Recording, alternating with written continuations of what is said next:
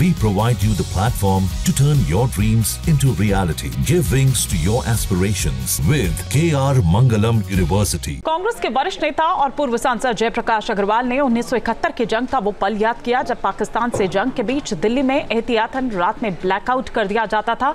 जयप्रकाश अग्रवाल से खास बातचीत की हमारे सहयोगी सैयद आमिर ने।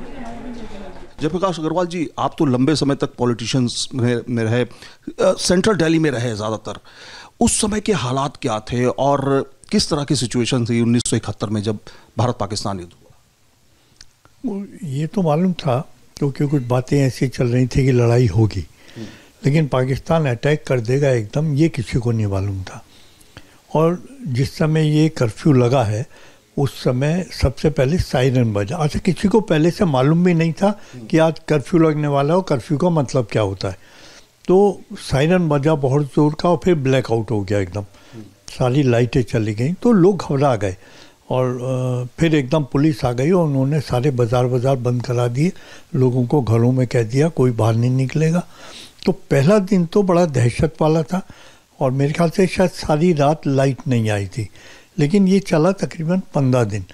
तो 15 दिन में फिर धीरे धीरे वो सहूलियत मिली कि आप 2 घंटे शायद लाइट बिल्कुल नहीं चलेगी और उसके बाद आप घर की अंदर की लाइट जला सकते हैं जो ऊपर से ना दिखे या बाहर से ना दिखे। स्ट्रीट लाइट बिल्कुल बंद थी और लोगों को पाबंदी के लिए कहा गया।